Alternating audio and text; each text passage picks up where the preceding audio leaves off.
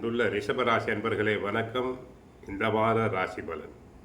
ரிஷபராசி அன்பர்களுக்கு ராசியில் சூரியன், புதன், 2இல் குரு சுக்கிரன், 4ஆம் இடத்தில் கேது, 10இல் ராகு, லாபஸ்தானத்தில் சனி பகவான் இருக்கிறார். விரய ராசியில் செவ்வாய் இருக்கிறார். ராசியில் புதன், 2இல் சுக்கிரன், லாபஸ்தானத்தில் சனி சஞ்சரிப்பது சிறப்பான அமைப்பு.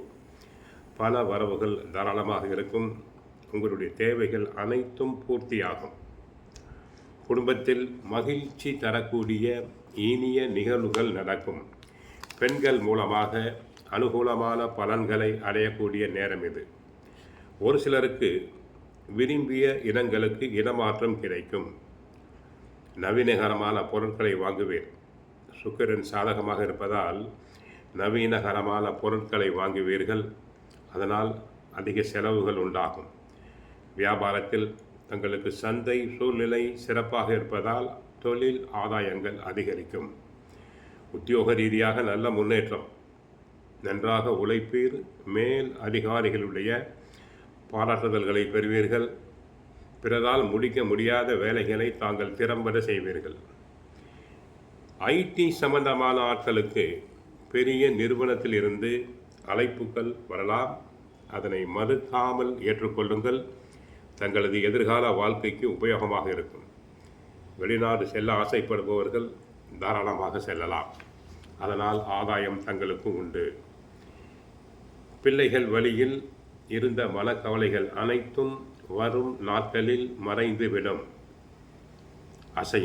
அசையா சொத்துக்களில் முதலீடு செய்யக்கூடிய வாய்ப்புகள் தங்களுக்கு உள்ளது. உடல் ரீதியாக இருந்த பாதிப்புகள் எல்லாம் குறைந்து உடல் சுகம் அடைவீர்கள்.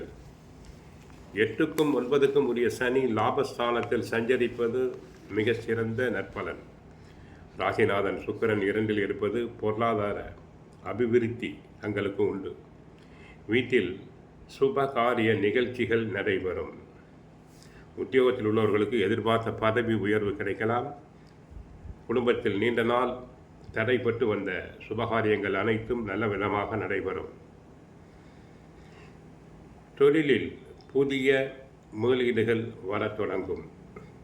ராசியில் சூரியன் இருப்பதை மட்டும் மறந்துவிட வேண்டாம். உஷ்ண நோய்கள் வாட்டும் சிலருக்கு கண் உபாதை, யூரினல் இன்ஃபெக்ஷன் போன்ற உஷ்ண நோய்கள் வரும். சரும நோய்கள் வரலாம். தொடர் மருத்துவம் செய்து கொள்ளுங்கள். 12இல் செவ்வாய் இருப்பதால் சொத்து வாங்குவதில் விற்பதில் கவனம் தேவை. பத்திரப்பதிவுகளின் போது கவனமாக இருங்கள். சகோதர உறவுகளுடன் விட்டு கொடுத்து செல்ல வேண்டும். வேலை பளு அதிகரிக்கும்.